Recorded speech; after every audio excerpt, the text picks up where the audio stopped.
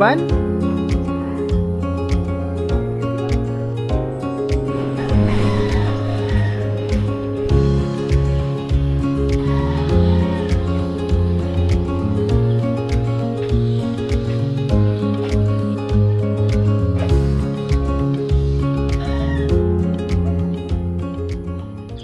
May butag sa tanan, ako si Mrs. Virginia Lantig. Nagpuyo sa Bulawan na po yan sa Model Store. Business manager diri sa Bocopa, kung Bulawan Coconut Farmers Agriculture Cooperative. Karong August 7, magduha pa mi katuig nga nakuop. Pero kini amo ang kuan diri gikan pa jud ni sa SFO pa mi kung Small Coconut Farmers Organization nga diin nanami mga product. Then develop lang ni karon nga na-co-op nami. So kani amo mga building gikan ni sa DAPRDP, kuan dili pa mi cooperative ani SFO pa mi. And then nagkantidad kini og 7.3. Then ang uban po dani nga mga makinarya na mo gikan sa PCA. Then muna nga kuan karon muna murag gadugang na pud muna gigamit na mo karon. Ang sakyanan namo gikan gyapon to package na to dire sa amo building kanang 7.3. Ang kooperatiba sa pagkakaroon panmi sa kuan kanang cocoa processing ang co-op dayon sa byproduct sa Lobiser, byproduct sa coconut byproduct. Ang among main raw mats ginamo is cocoa husk kanang bunot.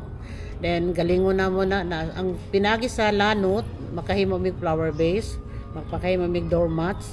Then makahimo mig J-unit or ropes. Dayon ang katong iyang sirin bali or kokopit mo puto sa hagol na mo organic or mo puti palitonon sa mga miyembro para i-apply nila sa ilahang mga sagingan or sa ilahang kalubian. So karon nga kuan dako na o daghan na kayo nagpundok na diha mo to nga kuan na tagagawas o taga local market na mo nga mga buyers. Then unang-una ang nakuha na mo diri na delibera na mo ang baklay 200 sacks na mo na deliver dito o katupong si Reiki Sumbing sa kananan sa balsa sa Kumalarang naka-deliver na pod mi diri mga 250 kasako. Then ang uban dito sa agriculture office sa province naka-deliver po mi diha dayan sa LGU kay lang kuan na daga naman po sila diha nga oriente na ba sa kuan oriente na sila sa kukupit mo na nga daghan ang moari. Pagkakaroon unang-una gid ang CDA mo una na mo katabang kay oriente na med nanay daghan mi puno mi sa mga trainings and seminars nga diin wala na mo nagi sa SFO pa mi nga nakita na mo nga dako day ang kalainan nga sa kung SFO lang ka kung sa mag-cooperative ka. Nag-assist me sa scholarship sa CHED pinaagi sa atuang sa SAFE-IDP sa PCA and then sa PCIC pod gi-require gyud namo i-assist gyud namo ang among mga membro nga magpa-insured ang ilahang tanom sila mismo ilang mga anak ilang pamilya dayon ang livestock pa nila kay para mahimo nga kuan usaw ni sa among ginatinguha nga usa mga matabang sa co-op. Then ang mga bata pa nila Philjips me dayon LSA pod mi kanang sa ETI kanang learning site pod mi sa ETI and then ang nagpayong na mo karon nga agency unang-una siyempre ang CDA moy among gina-embrace karon dayon LGU DOST DTI dayon ang katong sa DE kay nakakami sa DAPRDP then bisan pa sa PLGU then BLGU.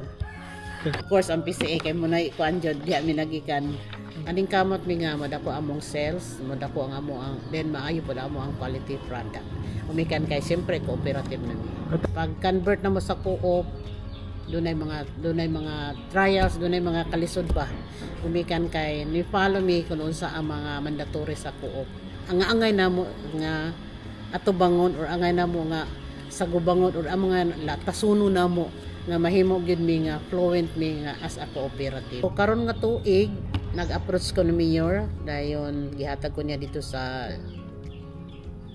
kuan sa agriculture ni Mao nga matagaan mi niya og kanang brag additional nga kapital nga 300,000. Sa ICA po pa mi brag okay ra man nga kanang kuan okay ra nga na army ma-income ma-expense ma-income, pero karon dili pwede di ay kinahanglan na jud nga manikay sikay nga muda ko ang income, muda ko ang sales, labi na kay na medyo na nami assets. Kinahanglan nga nagkuan mi usa sa among itakel karon sa BOD meeting nga kung paunsa na mo nga muda ko gid among sales kalong tuiga.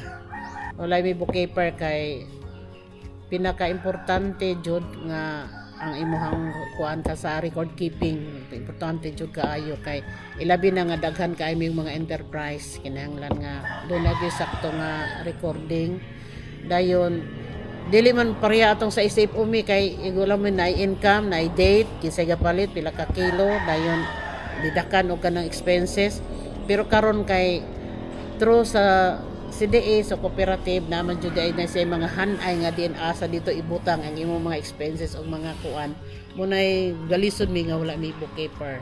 Challenges na mo sa kuan ang sa miyembro kuan pa anay din lagi uban pa nga miyembro nga medyo dili pa kaayo sila oriented unsa na ang pamisi. Sir, thank you kay sir sa pag-ari sir.